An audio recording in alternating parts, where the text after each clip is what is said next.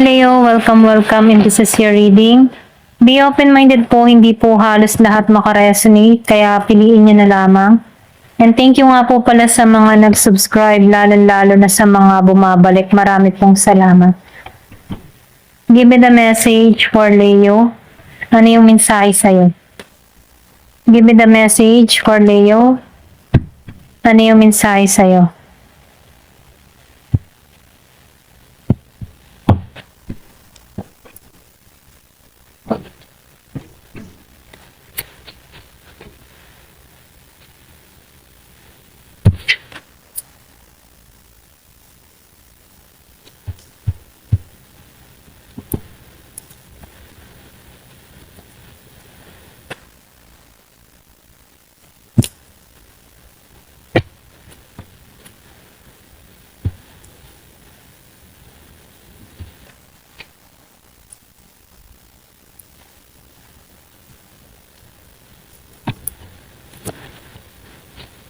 Yung nakikita ko dito na yung iba sa inyo.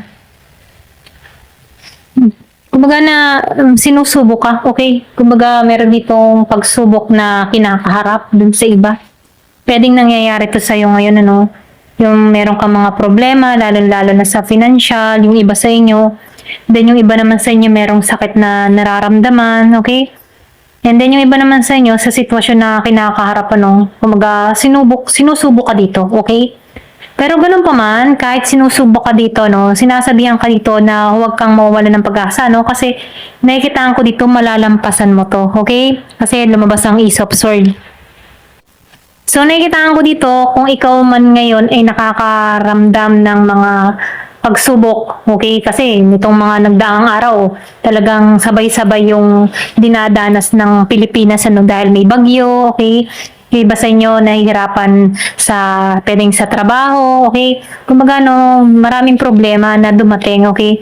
So, nakikitaan ko dito yung iba na stuck pa, okay? Stuck pa siya sa sitwasyon na kung saan, no, hindi niya pa makita yung katotohanan, ano, or hindi niya pa matanggap bakit nangyari or bakit naranasan niya to, mga ganun, ano.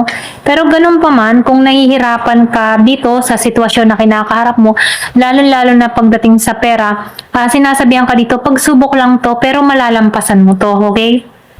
Kasi nakikita ko dito yung iba sa inyo nakaranas ng trauma, okay, dito sa pangyayari na to. Kung ano man yung mga experience o nagbigay sa iyo ng pasakit, problema, na nagkaroon ka dito ng trauma, kinakaya mo tong alisan, okay? Tinuturuan mo yung sarili mo na alam mo yung tipo na alisan to, tanggalan to, okay? Kumbaga, ikaw na mismo yung nagtutulak sa sarili mo na kailangan tong alisan, kailangan maging malakas ang loob, okay? Kumbaga, ikaw yung nagtutulak dito sa sarili mo, okay?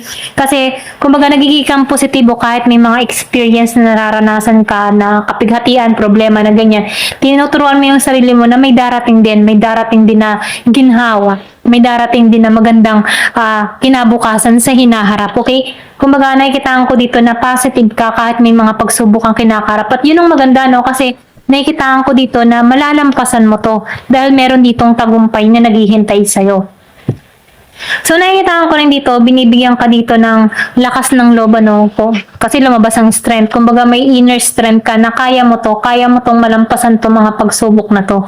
Kumbaga, dito yung focus mo, no. Dahil dito, ito yung naghihintay yung tagumpay. Kumbaga, maalisan mo to, mapagtatagumpayan mo to, at magkakaroon ka ng bagong idea para sa nangyayari sa'yo, okay? Kumbaga, nakikita ko dito na mabibreakthrough mo to, okay? Malalampasan mo to. Natungo ka sa tagumpay, okay? Give me the message. Ano pa yung mensahe?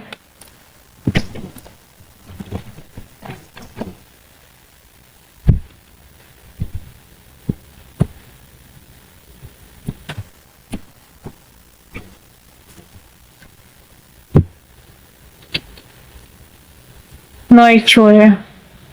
Sincere relationship. So, yung iba naman sa inyo, nakikita ko dito, no, na alam mo yung tipong iniingatan mo yung sarili mo. Kumbaga, nakikita ko dito yung determination mo, okay? Kumbaga, nangangarap ka dito na sana meron ditong pagbabago na mangyari sa'yo, okay? Pero ganun pa man, nakikita ko dito yung transformation na parating, okay? So, nakikita ko dito yung abundance na naghihintay.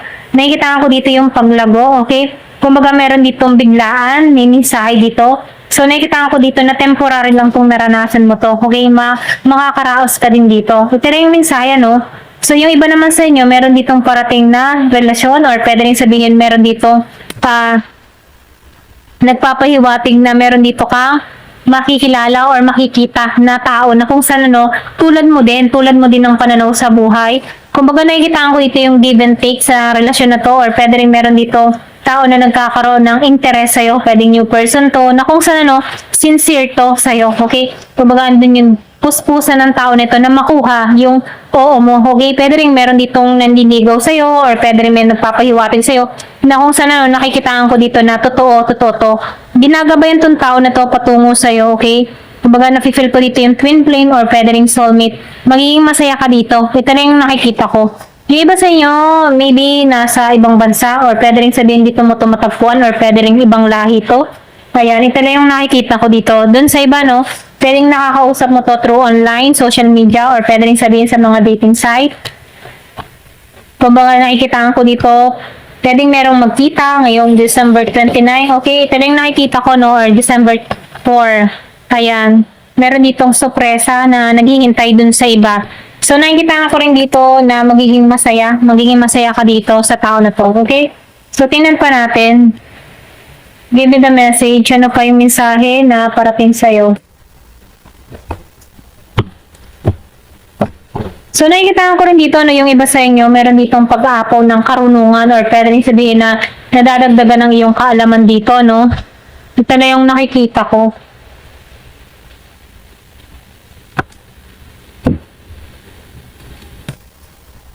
True offering. So, nakikita ko dito, meron ditong offer na parating, okay? So, nakikita ko dito yung love. Yung iba naman sa inyo, meron dito magbabalik, okay? Kumbaga, totoo na to ngayon, okay? Kumbaga, meron ditong hihingi ng second chance sa'yo, okay? Meron ditong renewal, magiging malaya siya sa kanya mga sasabihin sa'yo. So, nakikita ko dito na itong tao nito ay dibdiban ang gagawin sa'yo, okay? Pwede rin sabihin na ino-nurture ka na nito. Yung iba, merong ex-person kang parating. So, nakikita ko rin dito, ikaw yung tipo ng tao na malalim pang tao, okay? Kumbaga, nakikita ko dito, pwedeng meron kang trauma in the past na kung saan, yung inner child, kumbaga meron kang inner child or pwede rin meron kang trauma nung kabataan mo, kung bakit nagiging kang paiwas or kung bakit mailap ka dito. Dun sa iba, ito na yung nakikita ko. So, meron akong nakikita ditong nalulungkot sa sitwasyon or naranasan niya. So, nakikita ko dito yung trauma, okay? Pwedeng meron kang trauma in the past, yung iba sa inyo, kung naman yung sitwasyon na nagpapaista ka, meron ditong trauma, okay? Pero ganun pa man, nakikita ko dito na hinahayaan mo yung sarili mo mag-healing dito, okay? So, nakikita ko rin dito, naghihikan totoo para sa iyong sarili, okay? Kumbaga, nakikita ko dito yung mo yung tipo na andun ka sa moment na nagme-meditate ka or nililinaw mo kaisipan mo. Kumbaga nakikita ko dito na renewal, binabago mo yung pananaw mo, gano'n, okay? So nakikita ko dito yung connection mo kay God or pwede rin sabihin na ibinibigay mo ng lahat sa Kanya, okay? Lahat ng problemang kinakaharap mo. Kumbaga, pinagsasawalang bahala mo na lang at hinahayaan mo na lang na i-renew ka dito, okay? So nakikita ko rin dito na kumbaga, nakikita ko dito yung pananalig mo, pananampalataya mo sa taas. Ito na yung nakikita ko kung bakit naghihiling, okay? Kung bakit nagkakaroon ka ng bagong pananaw dito. Kasi meron kang katatagan, okay? Ito na yung nakifeel ko. Kumbaga, nakikita ko dito malalampasan mo itong mga pagsubok na to tungo sa tagumpay, okay? Kumbaga, tataha ka sa tagumpay. Yung iba naman sa inyo, meron ditong love na parating, okay? True love ang offer ng tao na to. Okay, totoo siya dito. Yung iba naman sa inyo, second chance. Hihingi ng second chance sa'yo, okay? Ito lang yung nakikita ko. Ayan. Thank you for watching. Love and peace.